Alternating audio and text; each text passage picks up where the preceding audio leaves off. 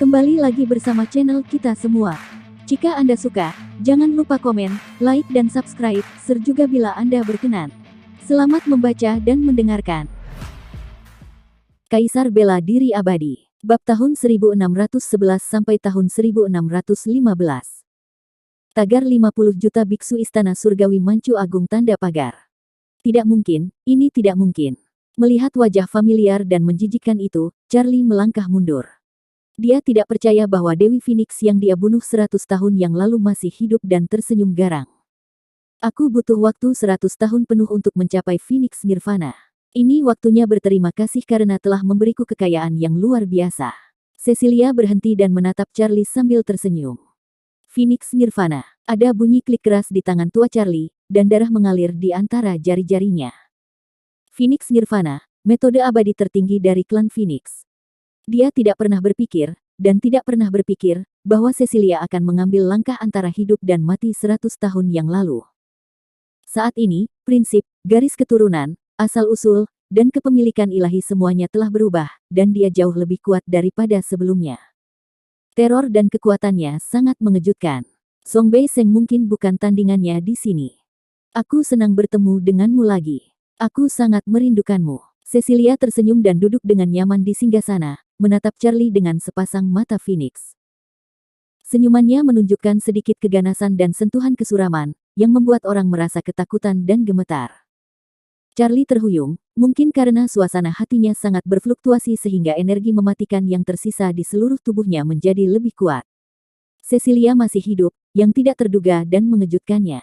Hatinya yang tenang juga sedang kacau. Artinya dia belum melunasi hutangnya 100 tahun yang lalu. Baru pada hari ini dia benar-benar memahami bahwa dia adalah orang yang menjunjung tinggi takdir langit dan bumi. Di saat-saat kritis, akan selalu ada seseorang yang menyelamatkannya, dan bahkan jika dia meninggal, dia dapat mencapai nirwana. Bukankah kamu sangat tidak berdaya?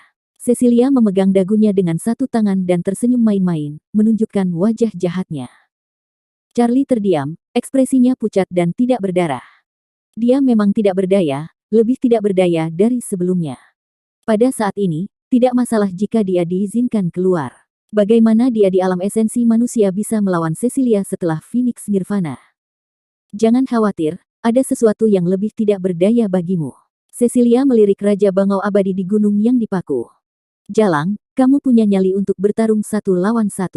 Raja Bangau Abadi mengutuk. Aduh, kenapa kamu berbicara begitu kasar? Cecilia tersenyum menawan, kamu membuatku takut. Aku melihatmu, itu sangat menjijikkan. Saudara Kaisar Gagak Emas, dia memarahiku, kamu yang mengambil keputusan. Cecilia memiringkan kepalanya dan menatap pangeran kedua dari klan Gagak Emas dengan ekspresi sedih di wajahnya, tersenyum menawan. Jangan khawatir, saudari Cecilia, aku pasti akan membuatmu bahagia. Pangeran kedua Gagak Emas tersenyum, memperlihatkan 2 baris gigi putih dan sepasang mata emas, haus darah dan kekerasan.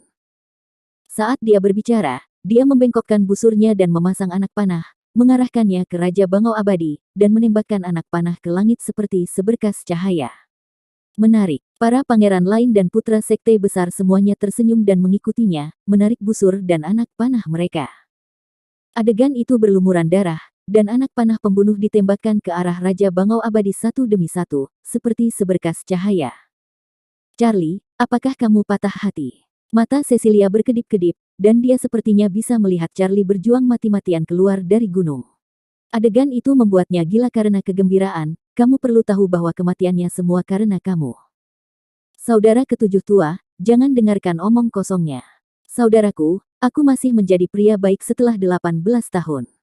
Raja Abadi meraung, tubuhnya ditutupi dengan panah pembunuh, dan seluruh tubuhnya berlumuran darah juga seorang pria bertulang besi. Sangat berbakat, pangeran kedua Gagak Emas dan yang lainnya mencibir, sekali lagi menarik busur dan anak panah mereka, dan menembakkan cahaya ilahi. Ah! Charlie meraung dengan marah, dengan sepasang mata keruh yang sangat merah hingga hampir berdarah. Dia berjuang keras, dan rantai yang dia perjuangkan bergetar, tetapi dia tidak dapat meninggalkan altar. Apa yang terjadi? Mungkin terlalu banyak gerakan, yang menarik perhatian banyak biksu dan mereka terkejut. Ya Tuhan, apakah peri Phoenix itu masih hidup? Ini tidak mungkin. 100 tahun yang lalu, aku melihat jiwanya berantakan dengan mataku sendiri. Seharusnya itu adalah Phoenix Nirwana dari klan Phoenix. Seorang biksu yang lebih tua memiliki mata yang dalam dan sepertinya telah melihat petunjuknya. Orang yang dipaku seharusnya adalah Raja Bangau Abadi dari wilayah selatan. Saudara laki-laki Charlie, benar-benar menyedihkan. Binatang buas ini benar-benar masih hidup. Bahkan tubuh suci telah ditekan, dan mereka tetap tidak akan membiarkannya pergi. Aku tidak tahu betapa sedihnya melihat saudaraku ditembak mati oleh anak panah. Terlalu banyak orang yang menghela nafas, merasa sedih untuk Raja Bangau Abadi dan Charlie. Di tengah diskusi, tawa Raja Bangau Abadi pun musnah. Melihat dari kejauhan, Gunung Wuzi berlumuran darah. Melihatnya saja sudah mengejutkan.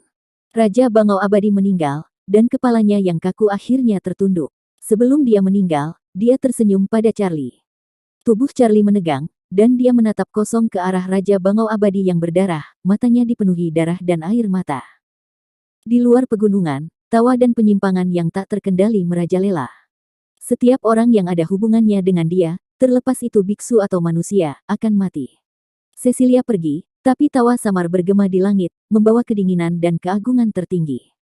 Ini akan menjadi perburuan besar yang sangat menarik. Banyak pangeran dan putra dewa sekte besar juga berbalik, masing-masing tampak seperti iblis, tersenyum mengerikan. Ini bahkan lebih buruk daripada di masa lalu. Para biksu di semua sisi mengeluh, saya tidak tahu berapa banyak orang yang akan dibantai. Charlie ditekan kali ini, dan akan sulit untuk membayar hutang darahnya. Raja Bangau Abadi meninggal. Bawa dia turun dan saat berikutnya kamu akan dipaku. Para biksu di sekitarnya melirik pria itu. Ayo pergi. Para biksu yang lebih tua adalah yang pertama berbalik. Para penonton menghela nafas dan mendecakkan lidah mereka, dan mereka semua berpencar. Sebelum pergi, mereka tidak lupa untuk melihat Raja Bangau Abadi yang berlumuran darah. Meskipun mereka tidak tahan, mereka tidak berani campur tangan. Orang-orang itu, mereka benar-benar tidak bisa tersinggung. Malam datang dengan tenang, berlumuran darah. Di kaki Gunung Wuzi, Charlie duduk dengan tenang, tak bergerak seperti patung batu, dikelilingi oleh aura yang kental kematian. Dia tidak lagi meraung. Matanya yang menakutkan dan redup dipenuhi air mata keruh, yang mengaburkan pandangannya. Raja Bangau Abadi masih terpaku di gunung, dengan hujan anak panah di sekujur tubuhnya, dan aliran darah mengalir keluar dari tubuhnya. Karena kematiannya, banyak orang datang ke Gunung Wuzi dan melihatnya dari kejauhan, tidak berani mendekat. Mereka hanya menghela nafas dalam hati. Larut malam, 6 sosok berkumpul, Putra Changling dan Putra Taiking. Mereka semua memegang rantai besi dingin di tangan mereka. Di sisi lain rantai besi itu, ada seorang pria dengan rambut acak-acakan, seperti terpidana mati, dengan rambut acak-acakan dan darah di sekujur tubuhnya. Charlie, lihat, apakah ada orang dari keluargamu? Keenam orang itu berhenti, masing-masing tersenyum, menggoda dan bercanda. Melihat orang-orang itu dirantai di gunung, mereka semua sengsara. Dia tidak mengenal orang-orang itu, dan dia tidak ada hubungannya dengan mereka. Orang-orang yang dirantai semuanya meraung, menangis, dan penuh kesedihan. Tidak ada alasan. Putra Dewa Hukuman mengangkat bahu dengan santai. Aneh, kalian semua dipanggil Charlie. Ah, orang-orang yang ditangkap kembali meraung, penuh kesedihan dan kemarahan. Ini adalah dunia di mana yang kuat dihormati. Sebagai yang lemah, mereka semua pantas diintimidasi. Mati. Putra Dewa Changling mendengus dingin, dan segera mengayunkan pedangnya. Orang-orang yang ditangkap langsung berubah menjadi kabut darah. Oh, kita sudah sampai. Orang lain datang, itu adalah Putra Dewa Matahari dan Bulan. Ada cukup banyak orang yang ditangkap, tapi itu adalah para biksu wanita, dan pakaiannya acak-acakan. Terlihat bahwa wanita-wanita itu telah dipermalukan, dan air mata penghinaan menutupi pipi mereka. Tidak ada reinkarnasi di antara wanita yang ditangkap, tapi mereka semua sengsara. Ambil. Putra Matahari dan Bulan telah turun dan melemparkan wanita yang ditangkap itu ke depan gunung. Cek, cek, cek, sungguh menyedihkan. Putra Istana Piao Miao mendecakkan lidahnya dan tersenyum sinis. Sayang sekali untuk membunuhnya. Putra Dewa Yuhua memutar lehernya dengan gembira, matanya penuh dengan cahaya penuh nafsu. Pasti sangat sentimental di bawah Gunung Wuzi. Putra Dewa Kota tertinggi telah menerkamnya seperti binatang buas. Putra Dewa lainnya juga galak, masing-masing seperti serigala, masing-masing mencari seseorang untuk melampiaskan hasrat binatangnya yang kejam. Wanita itu tiba-tiba berteriak, diiringi oleh air mata penghinaan. Sayangku, ayo berteriak, teruslah berteriak. Charlie, kamu menyukai adegan ini, kan? Bunuh aku, cepat keluar dan bunuh aku, hahaha. 7 putra Dewa Agung semuanya seperti anjing gila yang sesat. Mereka ganas sekaligus ganas. Mereka adalah iblis di malam hari. Buddha Tathagata, apakah ini rahmatmu? Di dasar gunung yang gelap, suara Chen serak, penuh kesedihan dan kemarahan terhadap Buddha datang dari jiwa. Langit berbintang yang cerah sangat luas dan dalam. Langit berbintang di malam hari tenang dan sunyi, tanpa suara apapun. Namun, keheningan ini terpecahkan oleh semburan suara gemuruh. Dilihat dari kejauhan, itu adalah kereta kuno, melaju dari kedalaman langit berbintang, menuju kemanapun. Di setiap kereta, ada bendera pertempuran. Di setiap bendera pertempuran, ada 4 kata Istana Surgawi Manchu Agung. Di atas kereta kuno, seorang pemuda berdiri tegak, dengan mata seperti bintang, rambut hitam seperti air terjun, dan aura yang menelan langit. Dia adalah Bradley, mengenakan baju besi dan membawa pedang dewa. Di sampingnya ada Nancy, yang juga mengenakan baju perang dan tampak heroik, menatap langit berbintang. Di belakang mereka, di setiap kereta, ada sosok berdiri, semuanya mengenakan baju besi dan memegang senjata perang. Mereka semua adalah reinkarnasi dari Manchu Agung, dan mereka diperintahkan olehnya. Istana Surgawi Manchu Agung. Bradley meraung, bercampur dengan kekuatan jiwa dan kekuatan kultivasi, meluas tanpa batas ke segala arah. Istana Surgawi Manchu Agung. Orang yang bereinkarnasi juga meraung dari jiwanya, seperti guntur abadi, menyebar ke seluruh langit berbintang. Langit berbintang berguncang, dan kemanapun kereta kuno lewat, ada sosok manusia yang bergabung dengan mereka, semuanya adalah reinkarnasi dari Manchu.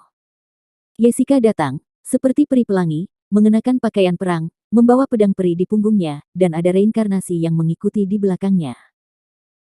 Ervin, Armin, Yuri, dan lainnya datang dari langit berbintang dengan pedang, diikuti oleh sosok yang tak terhitung jumlahnya, pria yang mengenakan baju perang, wanita yang mengenakan pakaian perang, pedang pembunuh dan senjata perang bergerak serempak.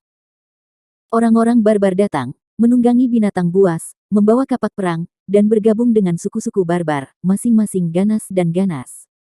Sirin, Cynthia, dan Lilian berkendara melewati awan dan kabut. Bruskin dan Winston mengemudikan kereta, Mike, Stanford, Ernie, dan Billy diikuti oleh sejumlah besar orang, satu demi satu lain. Nuada, Sylvia, Naga Awan, Harmony, Miriam Murong, dan Regina juga datang dari satu sisi. Francis dan Yogi bersebelahan, keduanya mengenakan baju besi emas, dan ada juga pengikut di belakang mereka, jumlah yang tidak dapat diprediksi. Naga Bulan, Franklin Xiao, Poria, Heather Hua, Yasmin, dan Bandit Z berdiri dengan pedang terbang besar. Sosok di belakang mereka sangat banyak dan bergabung menjadi pasukan Istana Surgawi. Reinkarnasi Manchu berkumpul untuk pertama kalinya setelah 300 tahun, dan semua orang menangis dan menangis. Lebih dari 300 tahun yang lalu, untuk melawan iblis dan melindungi rakyat jelata, mereka bertempur berdampingan dan mati di kampung halaman Manchu Agung. Mereka bertemu lagi setelah lebih dari 300 tahun, tetapi kehidupan dulu dan sekarang telah berlalu. Kenangan berharga adalah darah dan air mata. Istana Surgawi Manchu Agung. Ini adalah raungan yang datang dari jiwa 300 tahun, mengguncang langit berbintang. Istana Surgawi Manchu Agung. Saat orang-orang yang bereinkarnasi terus bergabung, raungan ini menjadi semakin kejam setiap saat. Formasi mereka semakin kuat setiap saat. Melihat langit berbintang, gelap gulita seperti lautan luas. Ada yang menerbangkan pedang, terbang di awan dan kabut, mengendarai kereta, atau menunggangi binatang spiritual, menyapu potongan langit berbintang dan ladang bintang. Seluruh langit berbintang menjadi hidup, dan terdengar suara gemuruh di bidang bintang 4 yang berpusat di benua Suan Huang. Apa yang akan mereka lakukan? Apakah mereka akan bertempur? Semua orang di langit berbintang terkejut, dan hati mereka bergetar. Bahkan jika mereka akan bertempur, pertempuran ini terlalu besar. Setidaknya harus ada lebih dari 10 juta biksu. Ini hanya satu sisi. Kudengar ada bintang di segala arah. Jika kita menjumlahkannya, jumlahnya tidak akan kurang dari 50 juta. Istana Surgawi Manchu Agung, saya belum pernah mendengar kekuatan seperti itu. 50 juta biksu, ini benar-benar membagongkan. Siapa yang akan mereka lawan? Siapa yang bisa bertahan dalam pertempuran seperti itu? Ada banyak orang dari segala penjuru, seharusnya menuju benua Suan Huang, kata seorang biksu tua dengan suara yang dalam sambil mengelus janggutnya. Dengan pasukan besar seperti itu, sesuatu terjadi di benua Xuan Huang. Di langit berbintang, Yamadachi mengerutkan kening. Jelas, sesuatu terjadi pada Charlie yang kamu sebutkan. Seorang pemuda berambut putih di sampingnya berkata dengan santai. Cizi, aku mencium bau yang tidak enak. Aku juga. Pemuda berambut putih itu menarik napas dalam-dalam dan memimpin, langsung menuju langit berbintang. Seluruh langit berbintang bergemuruh, menari dengan suara yang mengejutkan. Seluruh langit dan alam terguncang, dan mereka memandang tentara istana surgawi yang masih berkembang dengan kaget. Banyak sekte besar yang tersembunyi tidak berani maju. Tanpa perlindungan senjata kekaisaran, tidak ada yang bisa menahan serangan.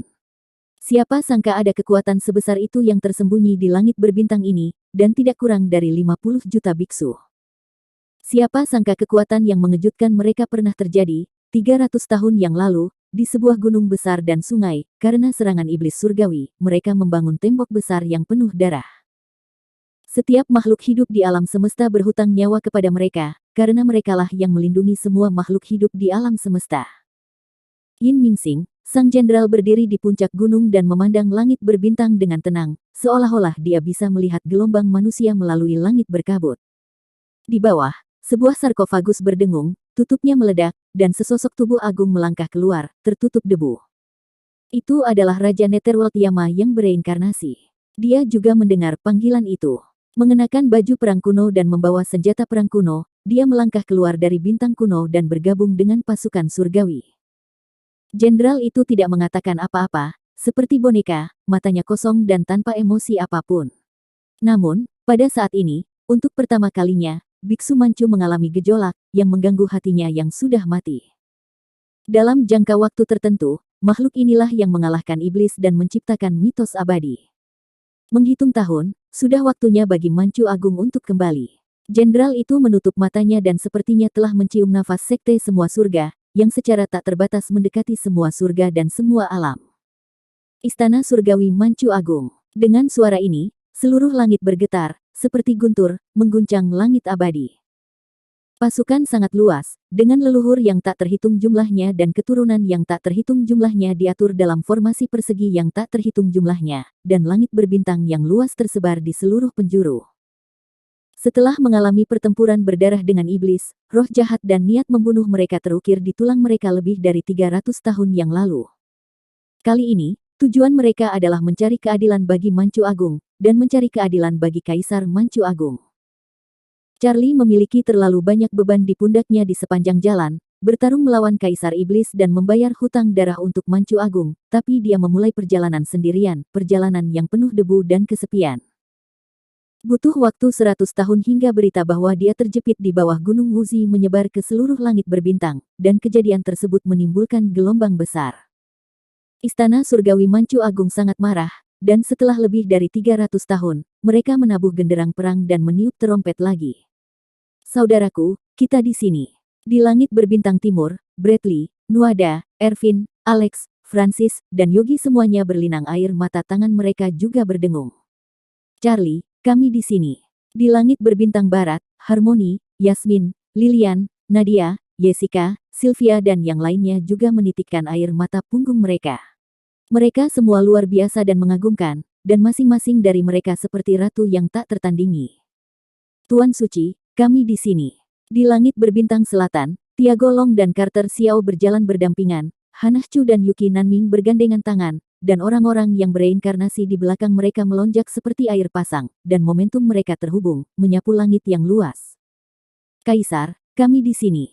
Di langit berbintang utara, Kui Yujiang, Raja Hantu, dan Raja Iblis semuanya mengenakan baju perang, dan energi jahat sangat besar, menelan langit berbintang satu demi satu. Malam gelap, angin bertiup kencang, dan Gunung Wuzi sunyi. 7 putra dewa yang agung telah pergi dengan tawa, dan akan melakukan perampokan berdarah, menangkap orang-orang yang berhubungan dengan Charlie, dan membunuh sebanyak yang mereka inginkan. Di luar gunung, para wanita itu menjerit dan menghilang. Mereka semua mati dalam kesakitan dan penghinaan. Tubuh mereka disiksa hingga berkeping-keping. Charlie membenamkan kepalanya, matanya redup, dia tidak bisa berbuat apa-apa, bahkan jika dia keluar, itu akan sama saja. Segera setelah itu, Pangeran Baki dan Pangeran Feng Diao datang dan menangkap banyak orang, termasuk pria dan wanita, orang tua dan bayi, dan meninggal secara tragis di kaki Gunung Wuzi. Setelah itu, ada Pangeran Sueyan dan Pangeran Senpeng yang membawa kepala satu demi satu. Pangeran kedua Gagak Emas dan Pangeran ketiga Kunpeng juga datang, dan mereka paling brutal, membunuh ribuan orang. Itu adalah sebuah keluarga, tetapi hanya karena ada bayi di keluarga bernama Charlie, seluruh keluarga dimusnahkan dengan kejam. Charlie, apakah kamu patah hati? Mereka semua mati karena kamu. Dia tertawa tak terkendali, menari dengan angin berdarah. Mereka hanyalah iblis. Setiap kali mereka datang dan pergi, mereka membawa darah dan kemalangan. Akibatnya, Gunung Wuzi di bawah gulungan Buddha menjadi tempat bertumpuknya mayat dan kepala. Orang-orang ini sangat kejam. Banyak biksu datang untuk menonton. Melihat tumpukan mayat dan lautan darah, mereka bergidik. Apakah ini semua kerabat Charlie? Tentu saja tidak. Cecilia dan yang lainnya lebih memilih membunuh 1000 daripada 1. Terlalu banyak orang tak bersalah yang menderita. Ambil contoh keluarga Wang di utara. Hanya karena satu wanita itu menyembunyikan potret Charlie dan dia dibantai. Keluarga Zhao di selatan bahkan lebih buruk lagi. Hanya karena istri ketiga dari keluarga Ye ingin menamai anak mereka yang belum lahir dengan nama Charlie, 9 klan dimusnahkan malam itu, dan darah mengalir seperti sungai.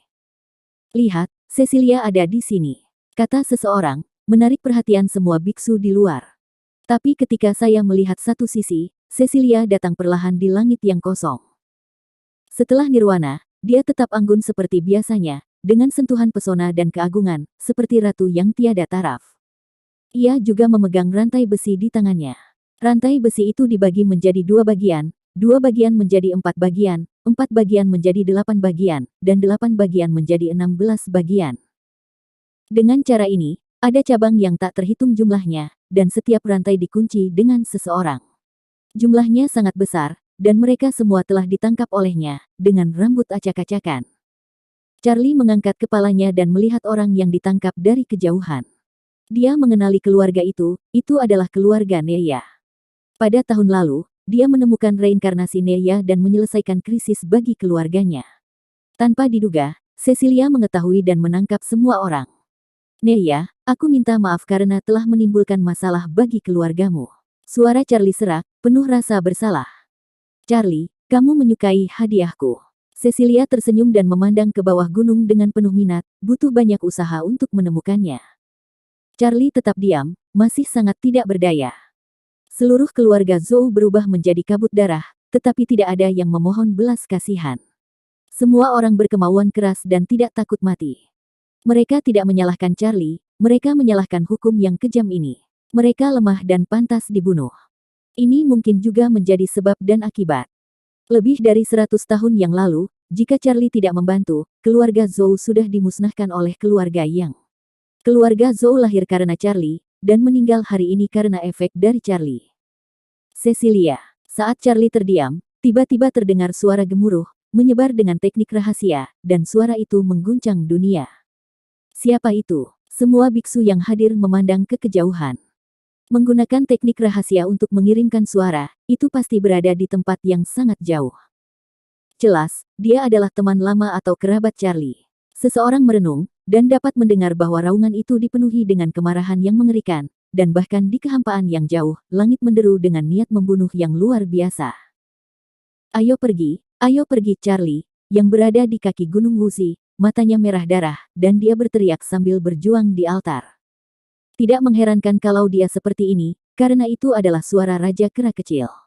Dia mungkin baru saja kembali dari pelatihan di langit berbintang, dan ketika dia mendengar rumor tentang Xuan Huang, dia menjadi sangat marah. Tapi dia tahu bahwa Kaisar Kera Kecil bukanlah tandingan Phoenix Immortal. Belum lagi, yang harus dia lawan bukan hanya Cecilia saja, tapi juga makhluk menakutkan seperti Gagak Emas dan Kunpeng. Raja Bangau Abadi adalah contoh berdarah. 2 tinju sulit mengalahkan dengan 4 tangan, dan hal yang sama berlaku untuk kedatangan Kaisar Selatan dan Orang Suci Utara. Sekarang aku di sini, aku tidak perlu mencari putri ini kemana-mana. Cecilia tersenyum lagi dan berjalan pergi. Hanya tawa samar yang kembali, Charlie, tidak akan lama, aku akan membawanya ke sini, bersatu kembali denganmu. Begitu dia pergi, para biksu di pinggiran juga mengikutinya dengan sorak-sorai. Ini adalah pertunjukan hebat yang tidak boleh dilewatkan. Memang benar kaisar kera kecil yang telah kembali, membawa tongkat besi emas hitam, mata emasnya yang berapi-api bersinar cemerlang, rambut di sekujur tubuhnya seperti jarum baja, dan aura mendominasi yang mengancam dunia. Setelah pengalaman 100 tahun, dia kembali dan menjadi orang suci. Aura dominannya dipenuhi dengan energi jahat yang kuat. Jalang, aku ambil nyawamu. Mata Raja Kera kecil itu berkobar, dan dia mengayunkan batang besi emas hitam dengan cahaya ilahi yang menghancurkan. Akan menyenangkan jika mengubahmu menjadi boneka. Cecilia tersenyum main-main, melambaikan lengan gioknya dengan santai, dan mengambil batang besi itu dengan tangan kosong. Dengan satu pukulan keras, kekosongan itu meledak dan ruang itu runtuh. Raja Kera kecil itu memuntahkan darah dan melangkah mundur. Lengannya terbelah, dan otot serta tulang yang cerah masih terlihat melalui lukanya. Sebelum dia bisa menghentikan tubuhnya, Cecilia datang seperti hantu dan menusuk dada kaisar kera kecil dengan banyak sihir abadi. Darah dan tulang kera suci tampak rentan terhadap satu pukulan. Raja kera kecil itu berdarah dan terbang lagi, dalam kondisi yang menyedihkan. Benar-benar membosankan. Mata Cecilia dipenuhi dengan geli, dia bergerak ringan di tangga teratai dan melintasi 1000 kaki. Tangan gioknya menutupi langit yang kosong. Kekuatan telapak tangannya mengejutkan dunia dan membuat langit dan bumi gerhana. Bunuh. Mata Raja Kera kecil itu menyemburkan api lagi, tubuhnya menjulang tinggi, dan dia berubah menjadi kera 9 hari, berdiri tegak di langit. Telapak tangan Phoenix Immortal jatuh, dan kaki Raja Kera kecil tertekuk di bawah tekanan telapak tangan, dan tubuh kera 9 hari yang mendominasi juga roboh. Aku kirim kamu ke neraka. Cecilia melangkah melintasi langit dengan satu langkah, tangan gioknya masih jernih tetapi juga dingin sampai ke tulang. Terserah kamu, teriak kaisar kera kecil sambil melambaikan batang besi dan mencoba menyerang ke arahnya, tetapi dia ditangkap oleh seseorang di belakangnya. Orang yang memegang kaisar kera kecil adalah seorang wanita dengan penampilan tiada taraf, matanya jernih, dan seluruh tubuhnya diwarnai dengan cahaya ilahi. Bukankah dia orang suci utara? Dia juga datang. Saat dia berbicara, orang suci utara melangkah maju, menguasai teknik rahasia, mengembangkan kekuatan magisnya, dan berhadapan dengan Cecilia. Suara gemuruh tiba-tiba terdengar, mengguncang langit ke segala arah. Cecilia tetap agung, masih berdiri di langit seperti seorang ratu. Di sisi lain, orang suci utara yang berada di seberang, mundur selangkah, menginjak langit, dan darah mengalir dari sudut mulutnya. Ini, para biksu dari segala arah tidak bisa tidak kagum. Orang suci utara berdarah hanya dengan satu telapak tangan. Seberapa kuat Cecilia? Semua orang terkejut, mengira mereka salah melihatnya. Orang suci utara, begitu saja. Cecilia berdiri di langit, tawanya bergema di langit, menggoda dan lucu. Phoenix Nirvana, bisik orang suci utara, dan menatap Cecit dengan mata menyipit, sepertinya mendapat petunjuk. Hari ini benar-benar hidup, terdengar tawa menyeramkan, dan pangeran kedua gagak emas muncul, dengan pedang pembunuh tergantung di kepalanya. Saya selalu mendengar bahwa orang suci utara sangat cantik, dan ketika saya melihatnya hari ini, dia benar-benar luar biasa. Pangeran ketiga Kunpeng juga datang, dengan mata emas dan tatapan penuh nafsu. Kita tidak bertemu satu sama lain selama lebih dari 100 tahun, tapi sudah lama sekali sejak terakhir kali kita bertemu. Pangeran Baki dan Pangeran Senpeng muncul bersama. Hari ini ditakdirkan untuk menjadi panen besar. Pangeran Feng Diao dan Pangeran Sueyan berjalan berdampingan, masing-masing menjilat lidah merah mereka, mendambakan garis keturunan kaisar kera kecil dan orang suci utara. Langit kosong bergetar, entah itu gagak emas Kunpeng atau Pangeran Baki, ada orang yang mengikuti di belakang mereka, ada ribuan. Orang-orang itu tidak lemah dalam darah, dan mereka semua adalah orang suci dalam kultivasi. Skala pertempuran membuat jantung semua orang berdebar kencang. Ayo pergi. Orang suci utara mengerutkan kening dan segera lari.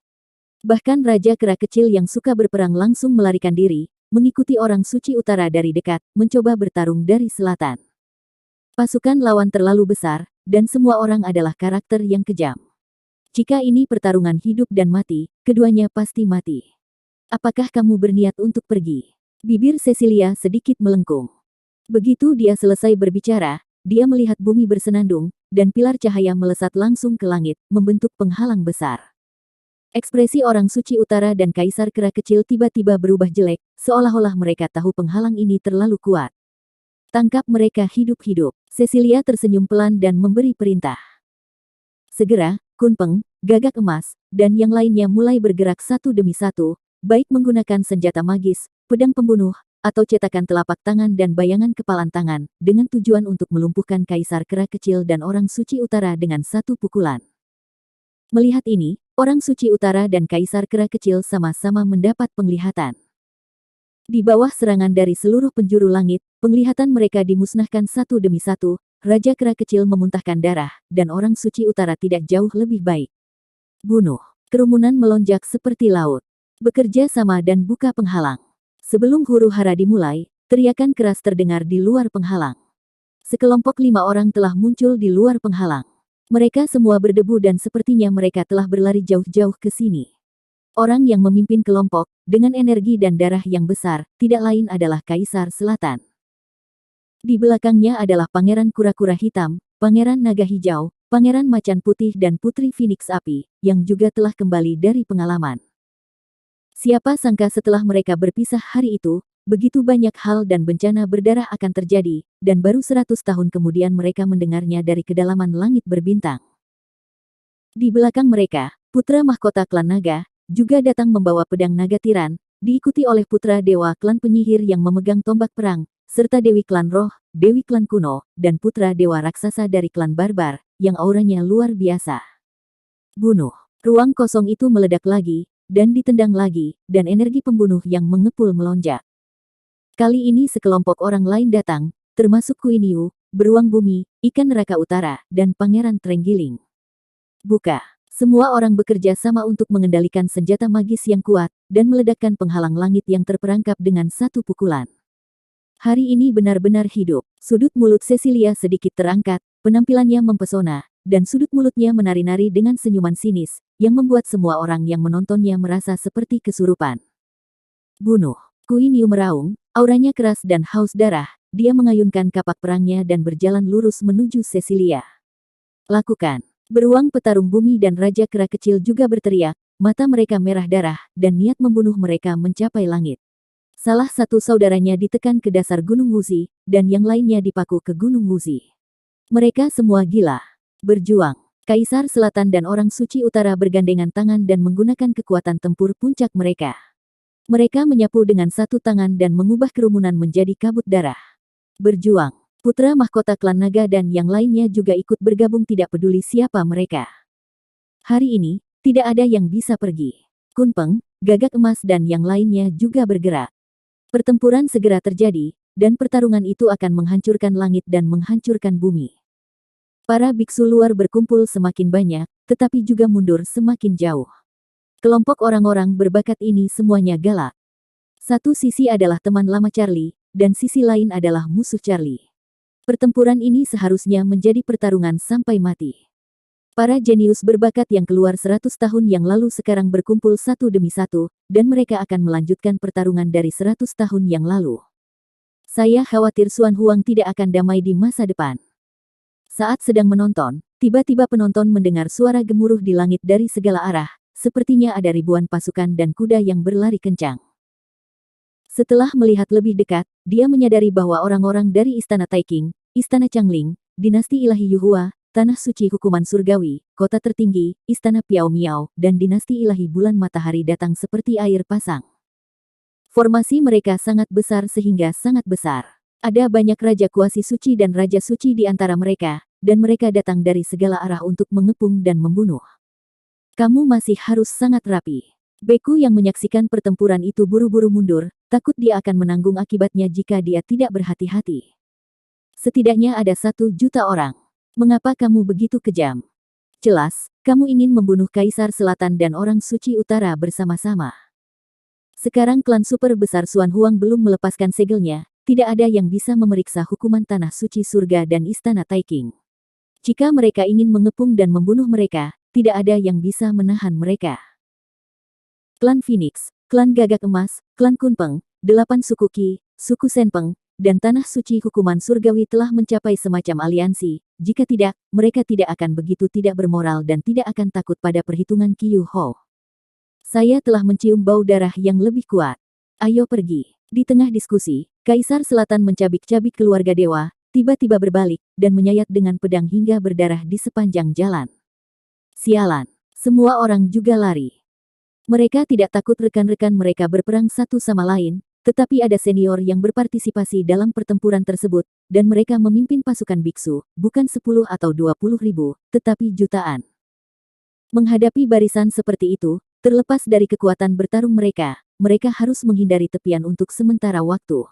Setelah mereka benar-benar terkepung, langit kosong ini akan menjadi tempat pemakaman mereka. Berhenti, tidak akan ada yang bisa melarikan diri.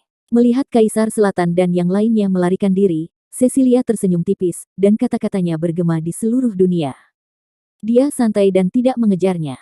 Sebaliknya, dia berdiri dari singgasana dan bersandar di atasnya, menjadi penonton, menonton dengan penuh minat dan sangat menikmatinya. Jutaan biksu membanjiri dunia. Namun Kaisar Selatan dan orang suci utara bukanlah orang biasa. Mereka bekerja sama untuk membunuh dan membunuh secara berdarah. Darah tiba-tiba mewarnai langit menjadi merah, dan kehidupan manusia seperti rumput.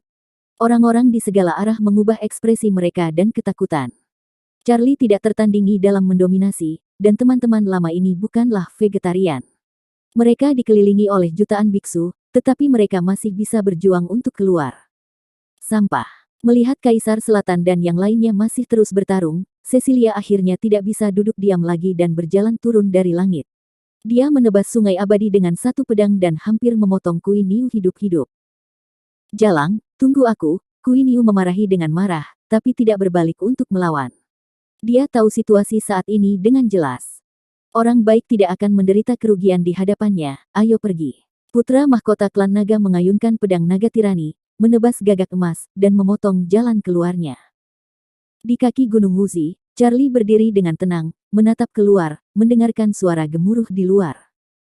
Suara gemuruh datang dari segala arah, artinya ada orang yang bertempur dari segala arah, dan terjadi banyak pergerakan.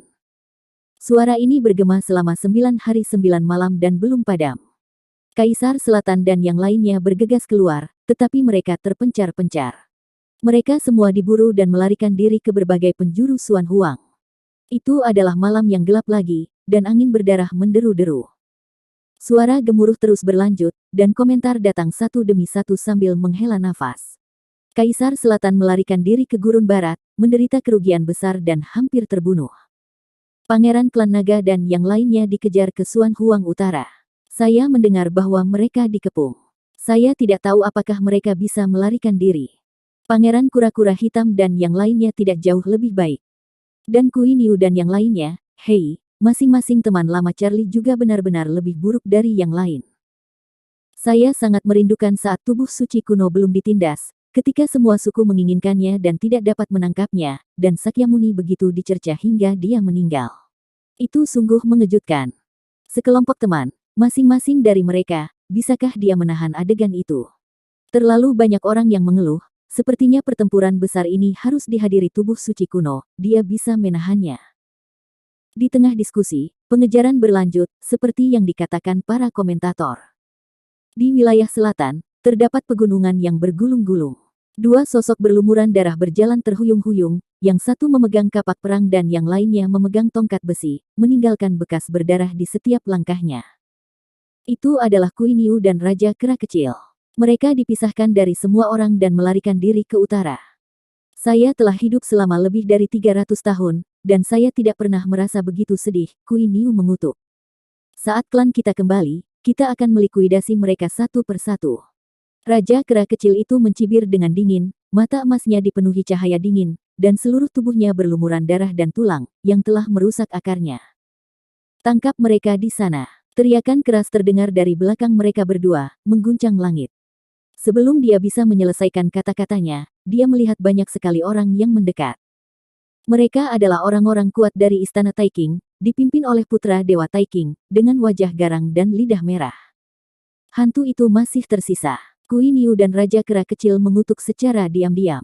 Mereka membakar esensi dan darah mereka untuk mengorbankan ki dan darah mereka, dan menyeret tubuh mereka yang berlumuran darah untuk melarikan diri ke utara, bertekad untuk tidak dikepung. Orang-orang kuat dari Istana Taiking juga tidak lamban dan momentumnya luar biasa. Gemuruh mulai lagi, gunung-gunung yang mereka temui runtuh satu demi satu, dan semua sungai yang mereka temui mengering. Di depan Anda, Anda dapat melihat lautan bintang Xuan Huang, bintang-bintang bersinar terang. Ada banyak orang di pantai lautan bintang Xuan Huang, kebanyakan dari mereka adalah warung pinggir jalan, dan selalu ada teriakan, seperti pasar yang ramai. Kui Niu dan Raja Kera Kecil bertabrakan, merobohkan banyak kios di sepanjang jalan dan menyebabkan banyak pelecehan. Keduanya mengabaikannya begitu saja, dan bekerja sama untuk meluncurkan kapal perang kelas suci, dan melarikan diri ke Laut Bintang Xuan Huang. Kemana mau pergi? Orang-orang kuat di Istana Taiking berteriak keras, dan mereka masing-masing mengorbankan kapal perang mereka dan kemudian turun ke Lautan Bintang. Apa yang terjadi? Orang-orang di pantai saling memandang dengan bingung, begitu banyak orang kuat yang dikirim untuk mengejar dua orang. Ini bukan apa-apa. Dibandingkan dengan Charlie, yang diinginkan oleh ribuan orang, ini hanya perkelahian kecil. Ada perbedaan besar di antara keduanya. Mari kita lihat. Pria dengan niat baik telah meluncurkan kapal perangnya dan mengikutinya sepanjang jalan untuk melihat pertunjukan. Laut Bintang Xuan Huang tidak lagi tenang. Kui Niu dan Kaisar Kera Kecil melarikan diri di depan, dengan satu orang bertanggung jawab atas perahu dan yang lainnya menjaga benteng. Kapal perang suci itu secepat cahaya, melaju dengan cepat. Tapi kapal perang Istana Taiking juga tidak lambat. Ada kapal perang kelas Raja Suci, dan bentengnya bahkan lebih mendominasi. Itu mengejar dan meledakkan sepanjang jalan. Jika Kaisar Kera Kecil tidak bergerak begitu genit, dia mungkin akan berlutut. Berhenti. Entah kapan aku mendengar Kui Niu berteriak keras, berdiri di atas benteng dan memandangi lautan bintang di kejauhan. Tanpa diingatkan, Kaisar Kera Kecil itu pun menghentikan kapal perangnya dan menatap lautan bintang di kejauhan seperti seekor lembu. Mata kedua orang itu berangsur-angsur menjadi lebih menonjol dari sedikit juling, dan pupil mereka berkontraksi, seolah-olah mereka telah melihat pemandangan yang menakutkan. Tapi dimanapun mereka memandang, lautan bintang melonjak. Di bawah cahaya bintang yang terang, kapal-kapal perang besar mulai terlihat, berbaris dalam barisan, dengan jumlah puluhan ribu kapal perang tersebut berkisar dari tingkat suci hingga tingkat Raja Suci yang agung. Masing-masing kapal perang dipenuhi dengan sosok-sosok, kumpulan kegelapan yang pekat. Laki-laki mengenakan baju besi dan perempuan mengenakan pakaian perang di punggung mereka dan memegang senjata perang di tangan mereka. Di haluan kapal mereka, ada bendera pertempuran berdiri di langit, dengan 4 karakter terukir di atasnya, Istana Surgawi Manchu Agung. Persetan denganku, ibuku. Mata Kaisar Kera Kecil melebar dan dia menelan seteguk air liur. Bagaimana ada begitu banyak kapal perang, dan dari mana ada begitu banyak orang, setidaknya lebih dari 10 juta. Meskipun Kui Niu bertekad, matanya tegak karena terkejut. Saat mereka berdua tercengang, cahaya ilahi dari benteng formasi Istana Taiking tiba dan menghantam kapal perang mereka tanpa memihak. Setelah pertarungan yang bagus, kapal perang itu tenggelam di tempat. Kui Niu dan Raja Kera Kecil sangat menderita, masing-masing terbang secara horizontal, dan jatuh ke laut bintang satu demi satu, berkibar beberapa saat. Ayo, serang lagi, keluarkan. Di kapal perang Istana Taiking, Putra Dewa Taiking tersenyum galak dan berteriak keras. Namun, tidak ada yang melaksanakan perintahnya. Bukan karena orang-orang kuat di Istana Taiking tidak mendengarnya, tetapi mereka semua melihat ke sisi yang berlawanan dengan mata mereka yang disorot. Puluhan ribu kapal perang yang berbaris dalam barisan mendorong menembus ombak dan menuju ke arah mereka. Melihat ini, Putra Dewa Taiking mengerutkan kening dan menoleh. Pemandangan ini membuatnya terhuyung ketakutan, matanya menjadi menonjol dan pupil matanya mengecil. Di sisi lain, kapal perang Istana Surgawi di seberangnya memancarkan cahaya ilahi dan menyapu lautan bintang dengan kekuatan yang luar biasa.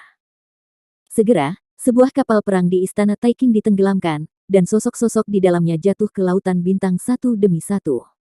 Terlalu banyak intimidasi. Tetua Istana Taiking berteriak dengan marah, "Kami dari Istana Taiking, apakah Anda ingin memulai perang?" Targetnya adalah Istana Taiking. Suara dingin dan penuh dengan keagungan tertinggi. Begitu kata-kata itu keluar, puluhan ribu kapal perang dan menara secara kolektif bangkit kembali dalam sekejap, menembakkan cahaya yang mendominasi pada saat yang bersamaan.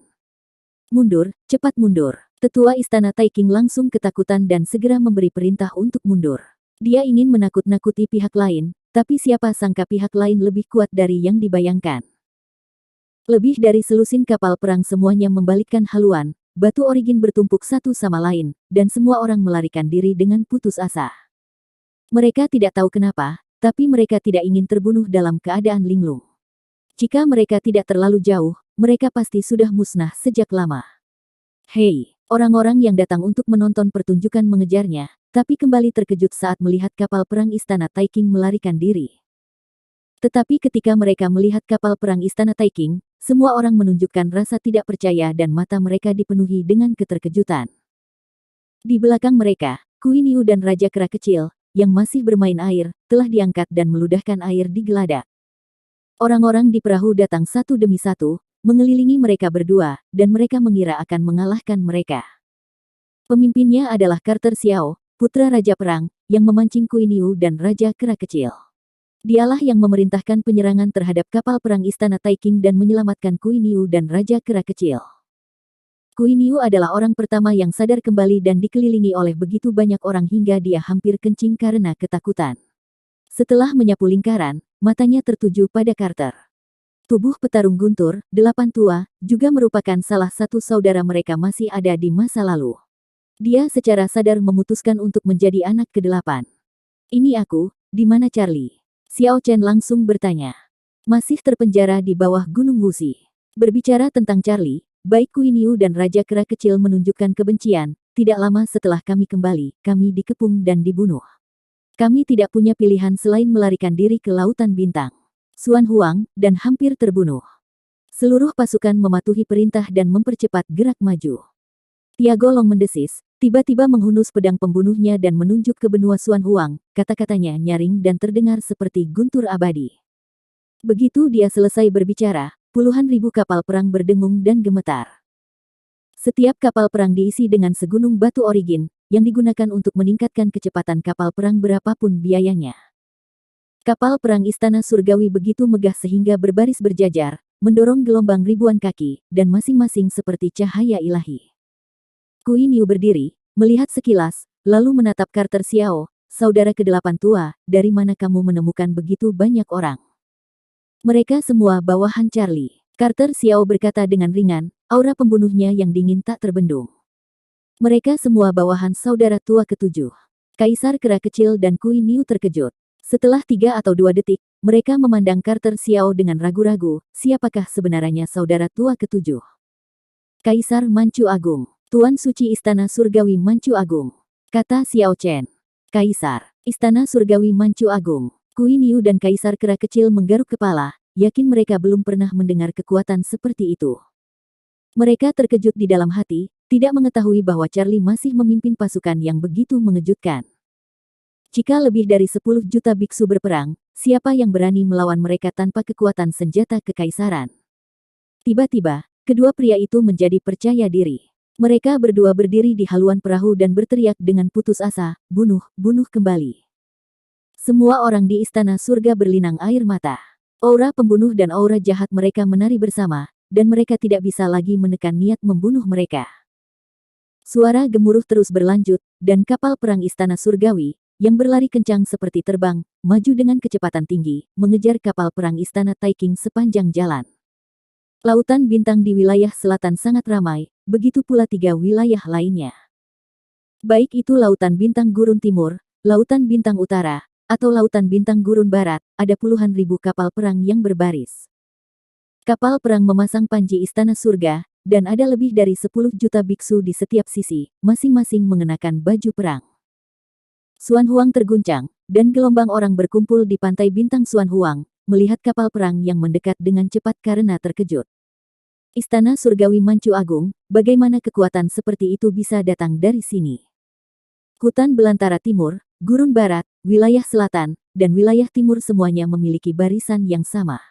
Bersama-sama, setidaknya ada 50 juta orang. Ini adalah pasukan biksu. Apakah mereka datang ke Xuan Huang untuk berperang? Kekuatan mana yang akan mereka tuju untuk bertarung? Tidak peduli siapa yang lawan, selama tidak ada senjata kekaisaran, tidak ada yang bisa menahannya. Ada terlalu banyak orang di sisi lain. Di Laut Bintang Xuan Huang Timur, Bradley, Situ Nuada, Ervin, Alex, Francis dan yang lainnya. Dia memimpin pendaratan, mengumpulkan kapal perangnya, dan meluncurkan keretanya. Dia menggerakkan dunia seperti gelombang hitam dan langsung menuju wilayah tengah. Istana Surgawi Manchu Agung. Di Laut Bintang Xuan Huang di Gurun Barat, Harmony, Yasmin, Lilian, Nadia, Jessica, dan Sylvia memimpin pasukan untuk mendarat setelahnya, masing-masing dengan pedang terbang di kaki mereka, melewatinya. Langit dan menuju ke wilayah tengah. Istana Surgawi Manchu Agung. Di Lautan Bintang Selatan, Tiago Long dan Carter Xiao juga mendarat, memimpin pasukan Istana Surgawi. Teriakan pembunuhan mereka mengguncang langit, dan makhluk spiritual mereka bergegas menuju wilayah tengah. Istana Surgawi Manchu Agung. Laut Bintang Xuan Huang Utara, Kuyu Jiang, Raja Hantu, Raja Iblis memimpin pasukan untuk berperang melawan Xuan Huang, membumbung awan dan kabut, menutupi langit dan bumi dalam kegelapan. Melihat ke bawah ke langit, 4 pasukan Istana Surgawi, dengan lebih dari 50 juta biksu, seperti 4 samudera hitam pekat, berkerumun dari timur di hutan belantara timur dan wilayah gurun barat di benua Xuan Huang, menuju wilayah tengah, dengan target mereka adalah Wuxi Gunung. Istana Surgawi Manchu Agung. Suara ini menimbulkan sensasi di Xuan Huang, dan siapapun yang mendengarkannya akan merasa gemetar. Di dasar Gunung Wuxi, Charlie, yang sedang mengubur kepalanya, tanpa sadar mengangkat kepalanya, matanya yang redup berkedip-kedip. Dia menatap kosong ke luar gunung. 4 kata Istana Surgawi Manchu Agung bergema tanpa batas, yang merupakan raungan dari jiwa. Setelah lebih dari 300 tahun, dia mendengar nama ini lagi di negeri asing, membuatnya menangis terharu, dan membuat darahnya, yang telah terbengkalai selama 100 tahun, mendidih. Itu mereka, itu mereka. Matanya berkaca-kaca, seolah dia bisa melihat kerabat Manchu datang dari jarak yang tak terhitung jumlahnya. Dari mana suara ini berasal? Cecilia berdiri di singgasana di langit di luar gunung dan melihat sekeliling dengan cemberut. Pasukan besar biksu telah mendarat di Xuan Huang dari lautan berbintang. Pangeran kedua Gagak Emas datang dari jauh. Besar sekali, betapa besarnya. Cecilia hanya bisa mengangkat alisnya. Lebih dari 5.000, Pangeran kedua Gagak Emas segera berkata. Lebih dari 5.000, beraninya kamu menyebutnya tentara biksu. Pangeran ketiga Kunpeng di satu sisi merasa geli dan tertawa. Lebih dari 50 juta, itu sudah cukup. Pangeran kedua Gagak Emas melirik Pangeran ketiga Kunpeng. Begitu kata-kata ini keluar, Kunpeng sangat terkejut hingga hampir jatuh dari langit. Tidak hanya dia terkejut, tetapi Cecilia juga terkejut. Lebih dari 50 juta biksu, jumlahnya tersebar di seluruh kehampaan bumi, tanpa terlihat akhir. Bagaimana bisa ada pasukan biksu yang begitu besar? Pangeran Baki dan yang lainnya memandang Pangeran kedua Gagak Emas, tahukah Anda kekuatan keluarga yang mana? Yang bisa saya dengar adalah teriakan Istana Surgawi Manchu Agung. Istana Surgawi Manchu Agung. Semua orang mengerutkan kening dan saling memandang. Mereka belum pernah mendengar kekuatan ini dalam ingatan mereka. Ayo, ayo, 50 juta orang datang menuju wilayah tengah. Ketika semua orang mengerutkan kening, putra Dewa Changling berlari dan merangkak, wajahnya menjadi pucat karena terkejut. Datang ke wilayah tengah. Dewa Hukuman Surga menyipitkan matanya sedikit dan tanpa sadar menatap ke arah Gunung Wuxi. Mereka pasti orang-orang Charlie yang datang untuk menyelamatkannya.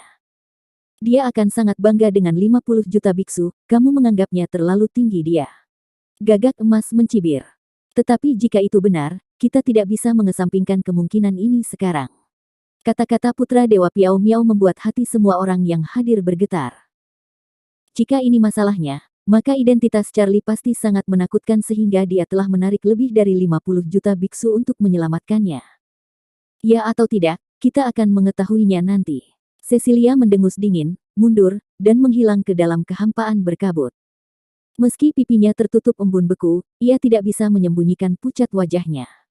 Firasat yang sangat buruk muncul secara spontan, dan firasat buruk itu membuat jiwanya bergetar. Gagak Emas, Kunpeng dan yang lainnya juga melarikan diri satu demi satu, mencari tempat untuk menatap Gunung Wuxi, dan juga ingin melihat apakah 50 juta biksu datang ke wilayah tengah untuk menyelamatkan Charlie. Istana Surgawi Manchu Agung. Tentara Istana Surgawi meraung sepanjang jalan, dan dengan guntur, gunung dan sungai hancur. Jumlahnya begitu besar sehingga para biksu yang berkeliaran bersembunyi di kota kuno, takut mereka akan tertelan secara tidak sengaja, dan bahkan orang bijak yang agung tidak berani menunjukkan kepalanya. Itu adalah 4 samudera gelap gulita, menutupi langit dalam kegelapan, dan daratan ini telah kehilangan cahaya yang seharusnya. Dari kekuatan siapa orang-orang ini? Tembok kota kuno dipenuhi orang. Melihat dari kejauhan, bahkan nada kata-kata mereka bergetar. Hanya Tuhan yang tahu, pasukan yang terdiri lebih dari 50 juta biksu memiliki gerbang domain teleportasi dan formasi teleportasinya sendiri. Mereka semua ada di pegunungan utara dan selatan di hutan belantara timur dan gurun barat, dan memang begitu semua menuju wilayah tengah. Mungkinkah mereka datang untuk menyelamatkan Charlie? Aku tidak yakin, tapi kita akan lihat apa yang terjadi segera. Lihat ke belakangku, aku harus pergi dan melihatnya. Banyak biksu pemberani telah meninggalkan kota kuno dan mengikutinya dari kejauhan, tidak berani mengikutinya terlalu dekat. Di bawah perhatian semua pihak, pasukan Istana Surgawi yang datang dari hutan belantara timur dan wilayah gurun barat memasuki wilayah tengah tanpa urutan tertentu. Langkah mereka tidak berhenti, dan mereka langsung menuju Gunung Wuzi. Aura pembunuh yang dingin menyebabkan langit dan bumi membeku sedikit demi sedikit, dan udara menjadi hening. Setelah tentara Istana Surgawi, ada juga ribuan orang yang mengikuti. Meskipun saya yakin 80% bahwa 50 juta orang ini datang untuk Charlie, saya masih ingin melihatnya. Sesuatu benar-benar terjadi pada Charlie. Di puncak gunung, Yamadachi dan Jiziwu yang berambut putih berdiri di sana, sepertinya bisa melihat Gunung Wuzi menembus kabut. Badai berdarah tidak bisa dihindari. Jiziwu menghela nafas, jika orang-orang dari Manchu menjadi gila, seluruh dunia akan menjadi tumpukan tulang. Pergi ke lembah Phoenix dulu. Yamadachi segera berbalik. Berada di Xuanhuang selama lebih dari 100 tahun dan tidak tahu apa-apa tentang dunia luar. Di matanya, Taiksuzi selalu menjadi satu-satunya. Jiziwu menggelengkan kepalanya tak berdaya, bahkan jika dia keluar dari pengasingan, dia tidak bisa menghentikan malapetaka yang akan datang. Istana Surgawi Manchu Agung. Raungan dari wilayah tengah dipenuhi dengan kekuatan sihir yang tak terbatas dan menyebar ke segala arah. Entah kapan, suara menderu dan mengaum itu padam. Pasukan surga telah tiba di Gunung Wuzi. Dengan Gunung Wuzi sebagai pusatnya, satu orang berdiri terpisah 1 meter, dan formasi biksu yang teratur mencakup 100.000 mil langit dan bumi. Melihat ke bawah ke langit, itu adalah tirai awan hitam yang menutupi ratusan ribu mil langit dan ratusan ribu mil daratan. Mereka semua membawa pedang pembunuh di punggung mereka dan memegang senjata perang di tangan mereka. Laki-laki mengenakan baju besi dan perempuan mengenakan jubah. Mereka mengibarkan bendera pertempuran Manchu, mengguncang langit dan bumi. Gunung Wuzi ditutupi dengan rumput subur dan tumpukan darah dan tulang. Charlie telah hancur di bawah gunung ini selama 100 tahun. Kita terlambat. Bradley, Nuada, Ervin, Harmot, Yasmin dan yang lainnya sudah bergegas maju, dengan air mata mengalir di wajah mereka dan terisak. Di seberang gunung, mereka masih bisa melihat tubuh tua itu, tangan, kaki, dan lehernya terikat rantai besi. Dia adalah Charlie, penguasa Istana Surgawi yang perkasa dan panglima tertinggi Manchu Agung, tapi sekarang dia begitu rendah, tubuhnya telah terkikis selama bertahun-tahun. Melihatnya, mata semua orang berkaca-kaca, mengaburkan pandangan dan pikiran mereka. Dialah yang memimpin seluruh pasukan biksu Manchu Agung untuk berjuang. Dialah yang melunasi hutang darah untuk semangat kepahlawanan Manchu Agung. Dialah yang datang dari negeri Manchu yang jauh ke seluruh dunia, membawa harapan akan kampung halamannya, hanya untuk membawa mereka pulang. 100 tahun lubang hitam di luar angkasa, 100 tahun pencarian, dan 100 tahun kegelapan dan penindasan. 300 tahun terberat dalam hidupnya, semuanya didedikasikan untuk tahun-tahun menyedihkan dalam kesepian ini, dan dia menjadi sangat tua. Saya telah bertemu Tuan Suci. Lebih dari 50 juta biksu Manchu tersedak serentak. Leluhur yang tak terhitung jumlahnya dan keturunan yang tak terhitung jumlahnya semuanya melepaskan jubah pada saat yang sama, dan dengan keras, mereka berlutut di hadapan Charlie. Suara ini seperti guntur dari langit, memenuhi langit. Dengan berlutut ini, seluruh daratan sejauh 100.000 mil terguncang. Ini seharusnya menjadi gambaran yang mengejutkan. Dengan lebih dari 50 juta biksu, kekuatannya sangat besar. Merupakan suatu kehormatan untuk melakukan sujud secara kolektif. Siapa sebenarnya Charlie? Melihat lebih dari 50 juta biksu yang berlutut di tanah, semua orang terkejut, dan hati mereka gemetar mendengar kata-kata itu. Lebih dari 50 juta biksu berlutut bersama. Hanya kaisar yang dapat memiliki kemuliaan tertinggi ini. Pemandangan ini harus menjadi legenda, dan pasti akan menjadi mitos, dan akan dipuji oleh generasi mendatang. Dia sedang memperhatikan, begitu pula Kaisar Selatan dan orang suci utara. Tuan Suci Istana Surgawi, Kaisar Manchu Agung. Bibir Kuiniu sedikit kering, itulah yang dikatakan saudara tua ke-8. Tuan Suci Istana Surgawi, Kaisar Manchu Agung, semua orang mengerutkan kening, bahkan Kaisar Selatan yang berpengalaman dan orang suci utara, juga saling memandang, lalu masing-masing menggelengkan kepalanya. Ini tidak mungkin. Di puncak gunung yang lebih jauh, banyak musuh Charlie seperti Cecilia, Gagak Emas, Kunpeng, dan semuanya tampak pucat dan tidak dapat menerima kenyataan ini. Mereka tidak tahu siapa Charlie, dan mungkin saja 50 juta biksu bersujud secara kolektif, dan bahkan memikirkannya, mereka tahu betapa menakutkannya identitas dan asal-usul Charlie. Mereka takut, dan hati mereka gemetar. Baru pada saat inilah mereka benar-benar memahami makhluk seperti apa yang telah mereka sakiti. Perintah tunggalnya sudah cukup untuk membuat seluruh dunia mengalir seperti sungai darah. Di kaki Gunung Wuzi, tubuh tua Charlie bergetar hebat hingga wajah dan janggutnya basah oleh air mata. Sudah lebih dari 300 tahun, tetapi dia tidak menyangka surga masih mengingatnya, jadi mereka tidak akan ragu untuk melakukan perjalanan melintasi wilayah bintang menuju Suan Huang. Pada saat ini, meski dia dikelilingi oleh aura kematian yang kental, semangatnya tampak sedikit lebih mudah. Dia akhirnya berhasil mencapai momen ini, tidak ditelan oleh tahun-tahun, dan berhasil mencapai hari ketika dia akan dipertemukan kembali di surga. Ini seharusnya bukan kuburanmu, desis Nuada dan memukul batu nisan Charlie yang berdiri di kaki gunung dengan satu telapak tangan. Boom, hancurkan gunung Wuzi sialan ini. Bradley telah menyeka air matanya dan meraung dengan ganas. Begitu dia selesai berbicara, dia mengangkat tangannya ke langit dan mengerahkan asal-usulnya. Sama seperti dia, 50 juta biksu dari istana surgawi tiba-tiba berdiri, mengangkat tangan, dan mengarahkan jari mereka ke langit. Namun saya melihat telapak tangan masing-masing dikelilingi oleh cahaya ilahi, yang merupakan kekuatan asli dan landasan kultivasi. Di bawah perhatian semua pihak, sinar cahaya ilahi membubung ke langit dan berkumpul di langit, menyatu menjadi matahari. Tiba-tiba langit runtuh, langit meledak, menjadi gelap gulita, hanya menyisakan sinar matahari yang cerah. Ibarat matahari yang terik di ujung dunia. Di hadapannya, cahaya apapun di dunia menjadi redup dan tidak berwarna. Saking besarnya seperti gunung raksasa setinggi 8.000 kaki, membanjiri dunia dan menakutkan dunia. Para biksu dari segala arah menekuk kaki mereka dan tidak bisa menahan diri untuk tidak berlutut. Tekanan matahari membuat dunia bergetar. Kuasi Kaisar Agung yang bersembunyi di dunia juga merasakan tekanan dan tampak ketakutan. Sungguh mendominasi sehingga satu pukulan dari 50 juta biksu yang dikumpulkan dari asal mereka sudah cukup untuk menghancurkan seorang kuasi Kaisar Agung dalam sekejap. Hancurkan. Saat 50 juta biksu surgawi berteriak serempak, matahari terbang turun dari langit. Terlihat bahwa kemanapun ia melewatinya, langit runtuh sedikit demi sedikit, dan banyak gambaran kematian yang terjalin dan menari-nari bersama. Tampaknya segala sesuatu di dunia akan berubah menjadi abu dan ketiadaan karena kekuatannya yang menghancurkan. Semua orang mengangkat kepala dan menatap tajam, melihat matahari membesar tanpa batas di mata mereka. Bersambung.